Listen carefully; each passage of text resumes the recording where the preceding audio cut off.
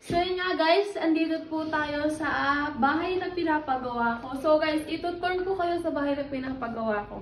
Ay, ang ganda. So dito guys, actually hindi pa siya masyadong tapos. So dito ko pinalagay yung lababo. Yan, dito ko siya pinalagay kasi di pa kasi masyadong tapos. Dito naman guys, ayan, dito po yung CR namin. Ayan, so dito yung guys, yung sala namin. Tapos sakit ko sa taas. Guys, wala pa siyang hagdan guys. Parang nakaka-scare pa umakyat. So guys, akyat tayo. Ano na gagawin? Medyo delikado, huwag muna, no? Ay, oo. Hindi muna tayo akyat guys. Kasi guys, wala pa siyang hagdan kasi hindi pa siya tapos. Update ko kayo guys pag natapos na yung bahay namin.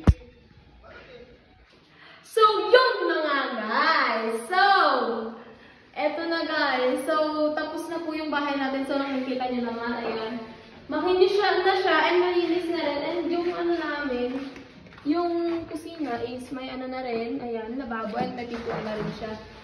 And dito po yung CR namin. Ayan, nakaano na siya guys. May bowl na siya and kulang na shower. Kulang na ng tubig. Tapos guys, actually, finally, tapos na yun. Okay tayo guys. Let's go! So yan.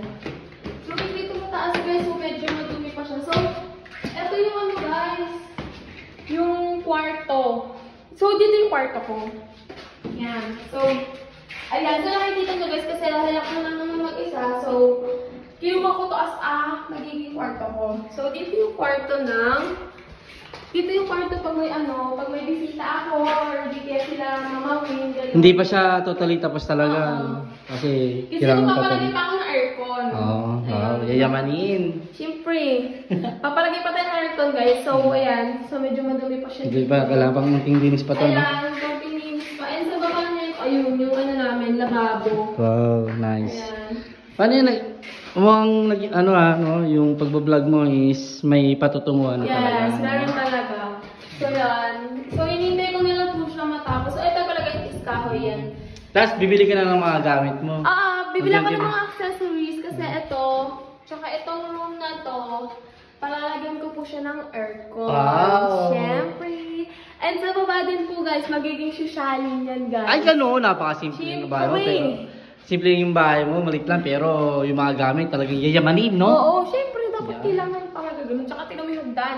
Tsaka may mga lalagay pa ako accessories dyan. Hindi pa yan tapos na tayo. Ang ganda, no? Sunod, turuan mo rito pag may mga gamit na siya. So, sa ngayon, babay muna guys, di ba? So, babay muna guys. So, papakita ko sa inyo. Yun, kapag natapos na yung bahay natin. Okay. Ulit-ulit yung damit. Uy, hindi mo natin bakit ano? Ano ba? Garo, parang